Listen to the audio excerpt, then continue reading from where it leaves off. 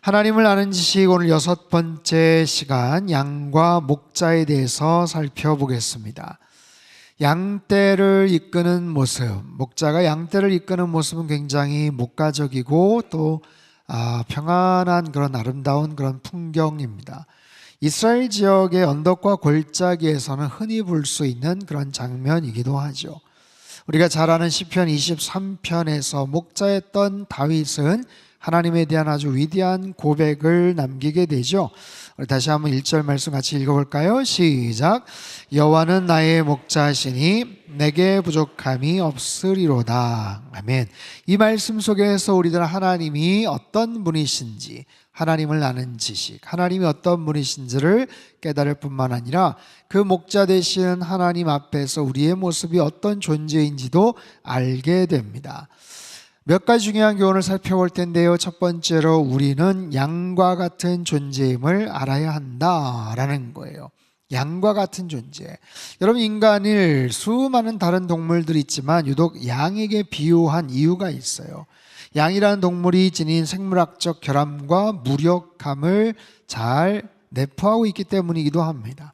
여러분, 대부분의 사람들이 볼 때 양은 굉장히 순하고 착하고 예쁜 모습으로 그렇게 인식이 되지만 전혀 그렇지 않대요. 가장 대표적으로 정말 무력하고 골치 아픈 동물이라고 합니다. 5가지의 치명적인 결함을 갖고 있는데요.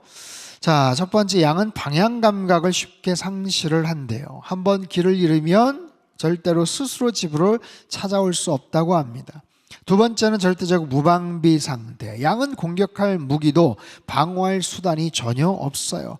날카로운 이빨이나 뿔이나 발톱, 빠른 다리도 없어서 목자의 철저한 보호를 받을 수밖에 없죠. 세 번째는 전적인 무능력 상태. 양은 털이 너무 무겁거나 살이 쪄서 비대해진 상태에서 만약에 실수라도 뒤로 넘어지면 스스로의 힘으로 다시 일어날 수가 없다고 합니다. 이게 다리도 짧아가지고 이게 버둥버둥하지만 일어나지를 못한다는 거예요. 양은 다리에 피가 통하지 않고 위장에 가스가 차서 자빠진 양은 수시간 내에 고통을 당하며 죽어간다고 합니다. 또한 네 번째, 근시안과 맹목성을 지니고 있어요. 앞을 잘 보지 못해서 눈앞에 풀만 보고 가다가 낭떠러지에 떨어지거나 길을 잃기 십상이죠. 그러다 보니 맹목적인 추종 본능이 있습니다. 오래전에 튀르키예 동부 지역에서 목자들이 아침 식사를 하러 간 사이에 선두에 섰던 양 한 마리를 쫄쫄쫄 쫓아다녔던 많은 양들이 그 양이 절벽으로 뛰어내리자 무려 1,500여 마리의 양이 그 뒤를 따라 추락한 사건이 있었다고 합니다. 5번째로 이기적인 고집이 아주 세고 자기 마음대로 멋대로 하려고 하는 성향이 강해서 끊임없이 세심한 인도가 필요하다는 거죠. 자, 이처럼 양은 공격할 무기도 방어할 수단도 스스로 살아갈 능력도 없으면서 성질은 대단히 고약하고 고집이 센 정말 답이 없는 그런 동물입니다. 그래서 이사야 선지자가 말하는 거예요. 우리는 다 양 같아서 그릇 행하여 각기 제 길로 갔거늘. 우리는 다 양과 같다. 양과 같은 그런 존재다. 여러분, 이 말에 동의를 하십니까? 우리는 이 말씀에 철저하게 인정을 할 수밖에 없어요. 왜냐하면 우리에게 양과 같은 습성이 있거든요. 고집이 있거든요. 이기적이거든요. 그래서 각각 제 갈 길로 갑니다. 사람이 자기의 소견에 옳은 대로 행동을 하는 거예요. 알아서 그렇다면 잘 가면 좋은데 갈 줄 아는 능력도 없고 지혜도 부족합니다. 심지어는 잘못 가는지도 모른 채 방황하는 경우가 허다하다라는 거죠. 자, 사랑하는 성도 여러분, 기독교 신앙에서 가장 근본적인 인간에 대한 이해는 성선설이 아닌 성악설이에요. 원죄를 갖고 태어났죠. 종교개혁자 존 칼뱅은 인간의 전적인 타락이라고 묘사를 합니다. 전적인 타락, 인간은 전적으로 타락된 존재다. 이것은 인간을 비하하기 위함이 아니라 하나님의 은혜를 극대화하기 위한 그런 표현이기도 합니다. 여러분, 생각해 보십시오. 인간이 구원을 받아요. 근데 우리의 노력이 10%가 있고 하나님께서 90%의 은혜를 허락해 주셨다. 그러면 전적인 하나님의 은혜라고 말하지 못하겠죠. 하나님과 협력 관계다 뭐 이런 이야기를 할 거 아니겠어요? 10%가 아니라 1%라고 칩시다. 단 1%라고 해도 그러면 하나님의 전적인 은혜다, 라고 말하지 못하고 협력관계처럼 되지만 그렇지 않아. 인간은 100% 타락했기 때문에, 전적으로 타락된 존재이기 때문에 구원은 오직 100% 하나님의 전적인 은혜일 수밖에 없는 거예요. C.S. 루이스가 이런 말을 하죠. 우리가 아는 가장 선한 행동 속에서도 내가 이렇게 선하다는 자각이나 타인보다 낫다는 교만이 스며들지 않은 순간이 단 한 번도 없다. 그렇게 선한 행동을 하면서도 내 마음속에 난 이렇게 선하지, 뽐내는 마음, 남들보다 낫지, 교만한 우쭐함이 있더라 라는 거예요. 자기는 태어나서 지금까지 단 한 번도 이기적이지 않았을 때가 없었다. 여러분, 이것은 인간의 무지함과 무력함을 상징적으로 포함시켜줘요. 여러분, 인간이 양과 같은 존재다. 그래서 실존의 우리의 모습들을 잘 들여다볼 수 있습니다. 전적으로 타락된 존재, 하나님이 아니면 구원받을 수 없는 그런 존재, 하나님을 떠나서는 단 한순간도, 아니 단 1분도 은혜가 아니면 살아갈 수 없는 그런 존재, 대단히 지혜로운 것 같지만 시간이 지나면 결국 그 지혜도 대단히 왜곡되었거나 모순이 있었음을 깨닫습니다. 대단히 선하고 공의로운 것 같지만 도대체 무엇을 위한 공의이고 누구를 위한 선이라는 겁니까? 오히려 그것을 가지고 자기 자신을 철저하게 방어하고 다른 사람들의 행복을 빼앗거나 이기적인 욕망의 도구로 삼는 경우들이 빈번하게 나타나요. 한 사람의 인생 속에서 가장 왕성하고 자신감이 충천했던 때가 언제일까요? 묻습니다. 여러분의 인생 가운데 가장 자신감이 높았던, 자존감이 높았던 언제가 최고조의 시기였나요? 여러분, 인생의 생애 주기를 한번 생각을 해봅시다. 이 사이클을 한번 생각해 보세요. 어린 아기였을 때, 갓난쟁이였을 때, 사실 엄마 아빠의 도움이 아니면 아무것도 할 수 없는 무력한 존재. 이제 걸음마를 시작합니다. 아장아장 걷습니다. 유치원을 다닙니다. 유년기를 거쳐 청소년기를 거치면서 나름 알지 못하는, 말 수 없는 자신감이 생기곤 하지만 사실 할 수 있는 게 별로 없어요. 청년기를 거쳐서 한참 왕성한 사회생활을 합니다. 직장에서 인정도 받고 승진도 하고 연봉도 올라가고 거침없이 자신감 있게 뭔가를 하는 것 같지만 사실 그 기간이 그렇게 오래 가지 않아요. 훌쩍 나이를 먹습니다. 60, 70의 나이를 먹고 노년에 이르면 이제는 더더욱 육체적으로 많은 한계에 부딪히게 되죠. 그리고 80, 90이 넘어서는 병원과 요양원을 다니면서 무력감, 그리고 우울감과 슬픔의 시간들이 더 많아질걸요. 이처럼 인간의 생애 주기 안에는 젊을 때 잠시 반짝했던 때가 분명히 있었지만 대부분의 인생 속에서는 내가 할 수 있는 것보다 할 수 없는 것이 훨씬 더 많구나라는 것을 처절하게 우리는 절감하게 돼요. 자식 문제로 한두 번 정말 고생하며 눈물 찔끔 안 흘려보신 부모님들은 안 계실 거예요. 사업하면서 그 어려운 문제들, 결정의 문제들, 진로의 문제들, 갈등 속에서 한숨을 쉬신 가장들 있죠. 여러분, 건강의 문제로 갑작스럽게 정말 인생의 빨간불을 만나서 어찌할 바 몰라 낙담하는 때가 한두 번이 아니에요.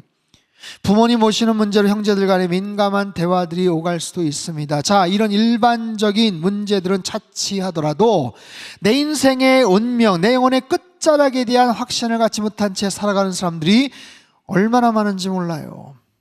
즉, 죽음에 대한 문제예요. 죽음 이후에 나의 인생은 어떻게 될 것이냐, 죽음에 대해서 어느 누구도 부인하지 못하면서도 정작 그 죽음 이후에 내 인생, 내 운명에 대해서는 왜 그렇게 낙관적인지 모르겠어요. 왜 그렇게 막연한 생각들을 하는지 모르겠어요. 어떻게 되겠지, 잘 되겠지. 답을 못 찾아서일까요? 내가 답을 찾다가 진짜 답을 못 찾겠어일까요? 아니에요. 그렇지 않습니다. 그냥 생각하기 싫은 거예요. 그냥 외면하는 겁니다.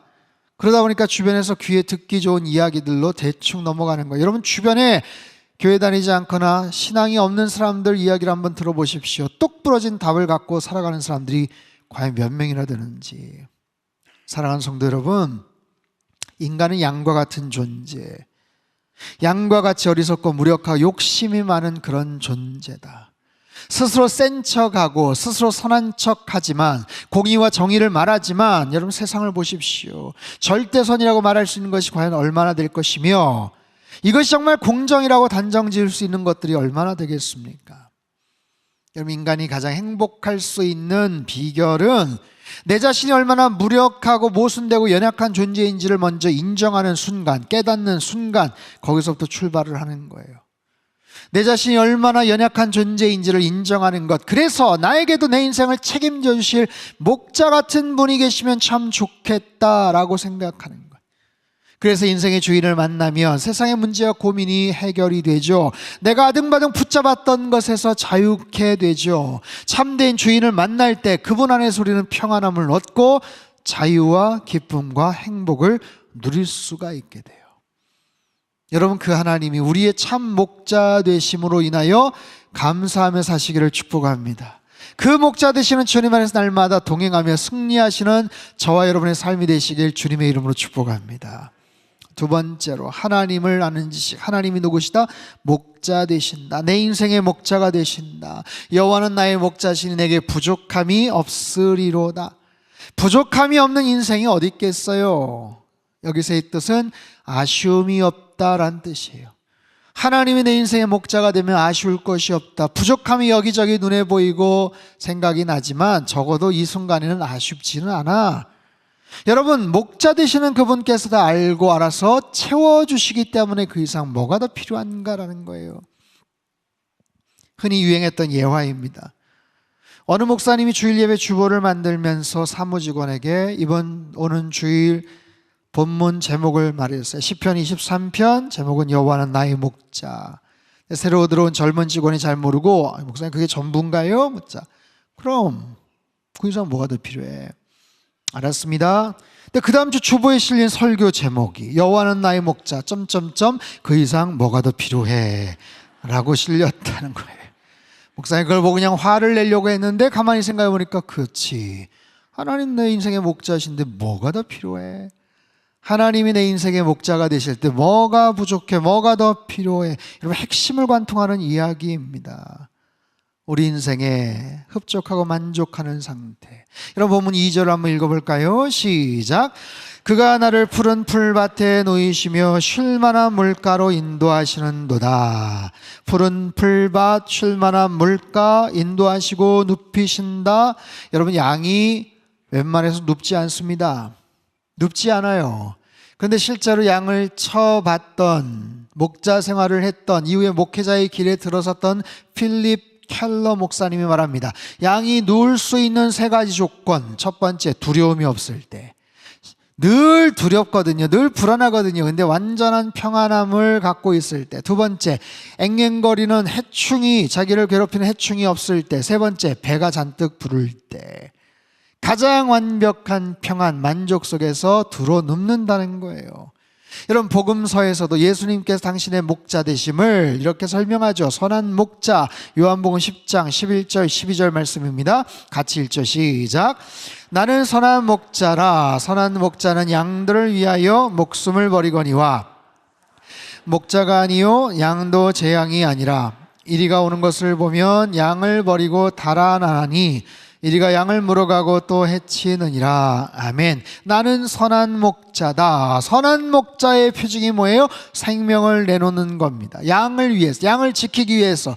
여러분 생명보다 더 소중한 게 어디 있겠어요? 근데 그 생명을 바쳐서 양을 지키겠다, 양의 목숨을 지키겠다. 이게 바로 선한 목자죠. 근데 그 선한 목자가 대비가 되는 게 아니라 바로 사꾼 목자입니다. 사꾼 목자. 여러분 사꾼 목자는 굉장히 부정적인 의미로 많이 표현이 되고 사용이 되지만 사실 사꾼이라는 게 그렇게 나쁜 의미는 아니에요. 사꾼은 뭡니까? 그저 돈 받고 받은 만큼 일하는 사람을 가리킵니다.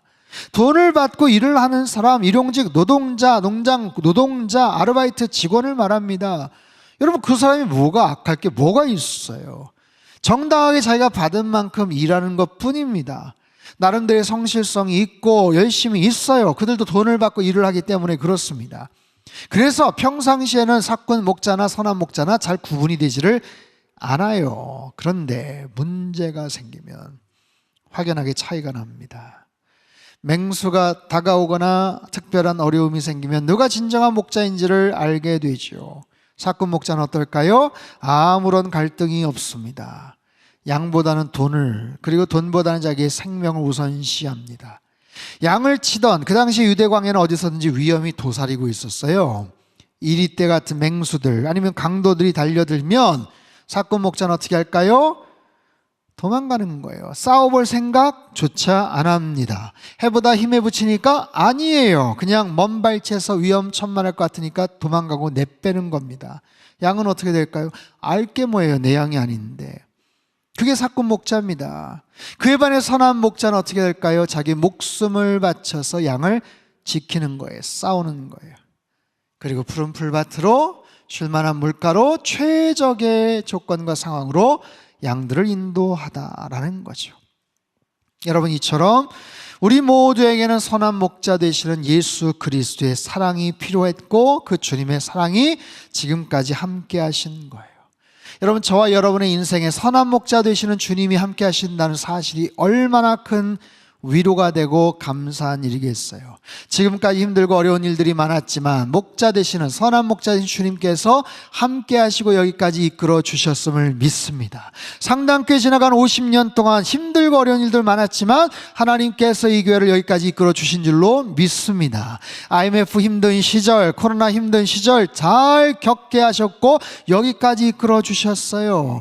여러분, 그 하나님, 선한 목자 되신 하나님을 신뢰하고 감사하며 찬양하며 사시기를 주님의 이름으로 축복합니다. 자, 양과 목자의 비유에서 양과 목자의 관계가 이렇게 좋을 때는 그런데 만약에 그렇지 않을 때, 즉 목자의 품을 떠난 양의 운명은 어떻게 되는가? 세 번째 알아야 될 거예요. 반드시 알아셔야 됩니다. 목자를 떠난 양의 운명은 무엇인가?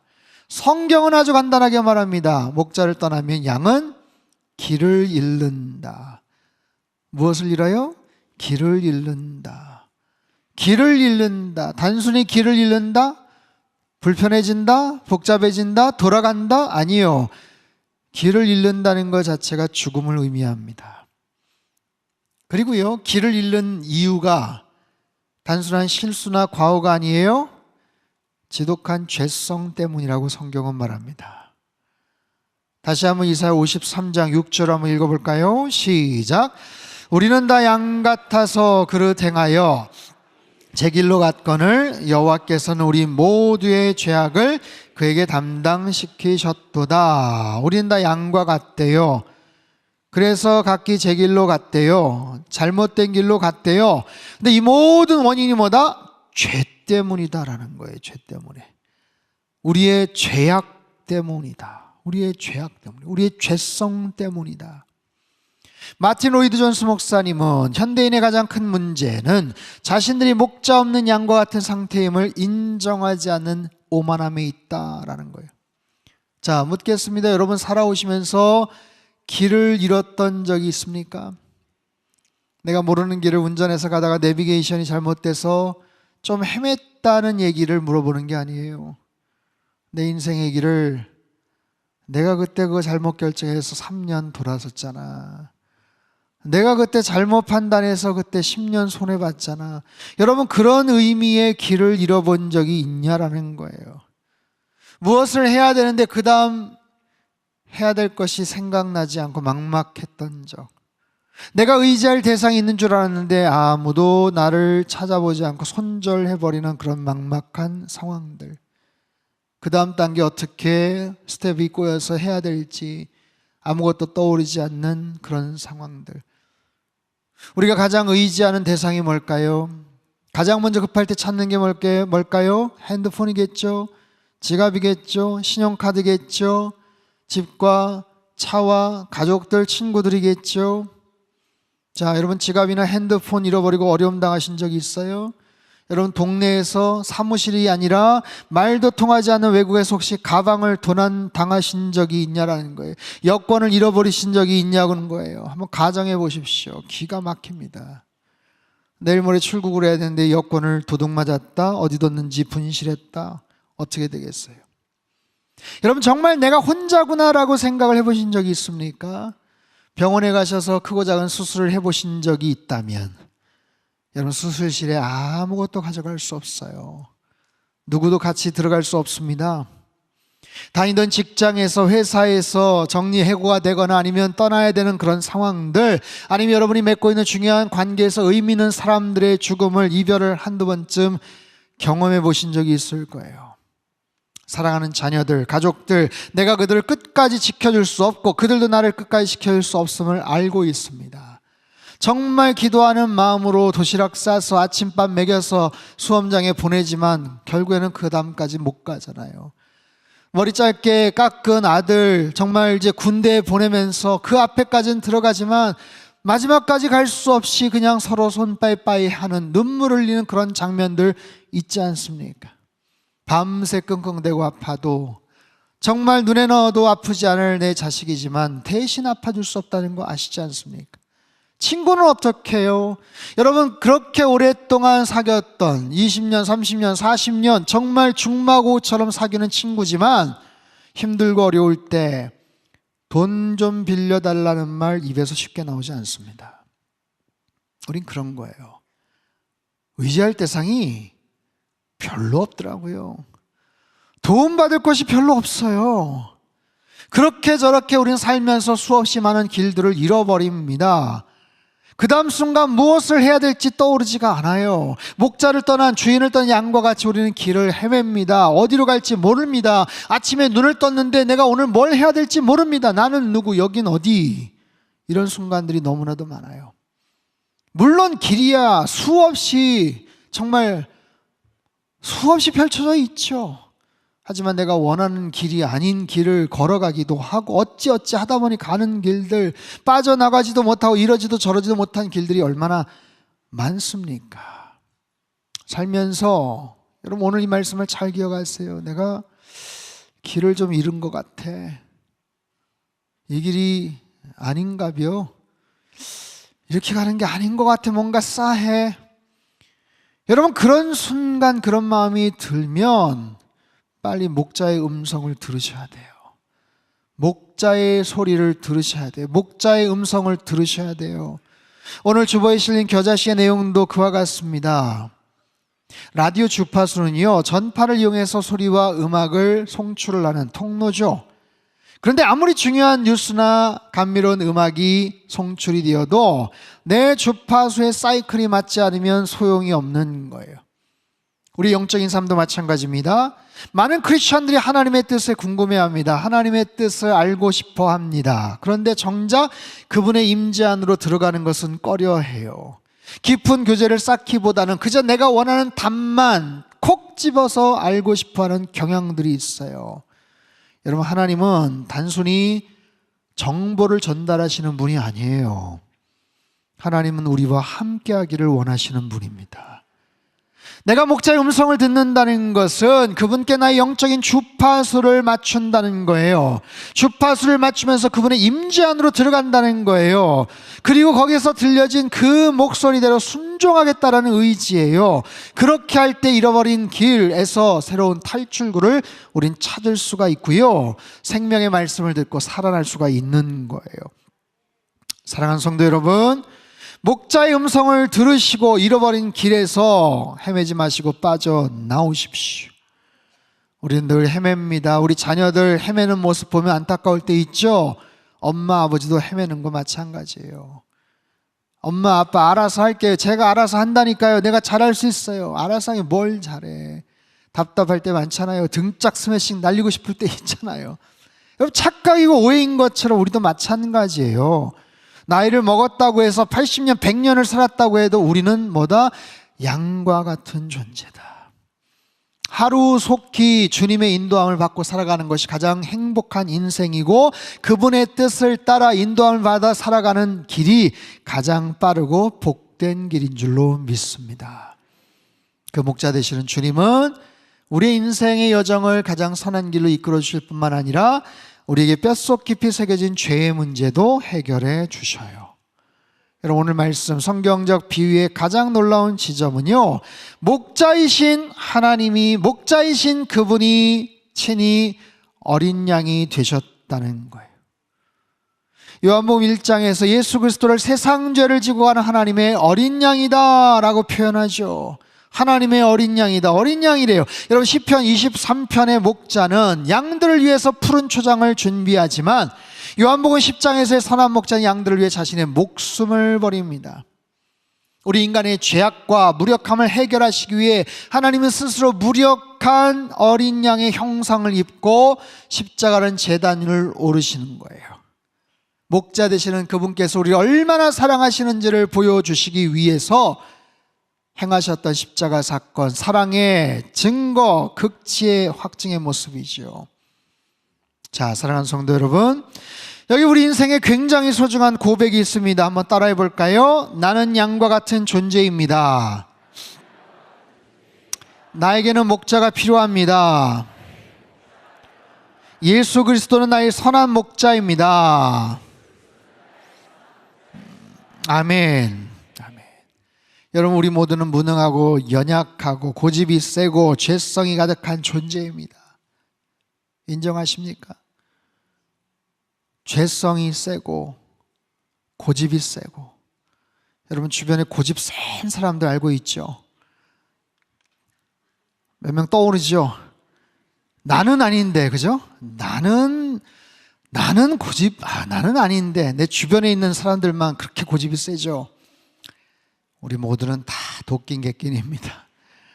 다 똑같은 거예요. 더 극렬하게, 더 자극적으로 나타나는 사람이 있고, 아니면 그 속에서 버티는 모습이 있는 것 뿐이지, 다 죄성이 있고 지독하게 고집이 센 그런 존재들이에요. 여러분, 하나님을 떠나는 것은 무능이나 실수가 아니에요. 잘 기억하세요. 하나님을 떠난다, 내가 길을 잃은 이유, 죄악 때문이라는 거예요. 우리 지독한 이기심과 죄성으로 인해서 목자를 떠나서 살고자 하는 그런 나의 욕심과 죄성, 그러면 어떻게 돼요? 길을 잃어버립니다. 길을 잃으면 어떻게 돼요? 양에게 길을 잃는다는 것은 죽음을 의미합니다. 여호와는 나의 목자시니 내게 부족함이 없으리로다. 우리를 살리시기 위해 십자가 달려 죽으셨던 참 목자, 선한 목자 되시는 그분, 여러분, 길 잃은 양들을 찾아오신 그분, 더 이상 우리가 방황하지 않기를 원하셔요. 여러분, 길을 잃지 않기를 원하십니다. 두려워하지 마시고 혹시 잃어버린 길에서 다시 시작하는 은혜가 우리 안에 있었으면 좋겠어요. 이번 한 주간 해야 될 일들이 많습니까? 가장으로서의 어깨가 무겁습니까? 중요한 결정들, 해야 될 책임들 있습니까? 그 모든 것들 때문에 불안하고 염려가 됩니까? 여러분, 목자 되신 주님께 모든 것을 내어 맡기십시오. 인생의 핸들을 내가 사고 나지 않겠다고 꽉 붙잡아 어깨에 힘만 들어갑니다. 하나님 앞에 맡기세요. 목자 되신 주님께 맡기세요. 그분 나보다 나를 더 사랑하시는 분, 내가 갈 수 있는 능력보다 훨씬 더 내 길을 평안하게 인도하시는 그분, 그 선한 목자 되시는 주님 안에서 여러분 날마다 참된 평강과 위로와 기쁨을 누리며 살아가시기를 주님의 이름으로 축복합니다. 사랑하는 주님, 목자 되시는 주님을 의지합니다. 주님을 찬양합니다. 우리가 때로 길을 잃은 것 같은 불안함과 두려움 속에서 헤매일 때가 있습니다.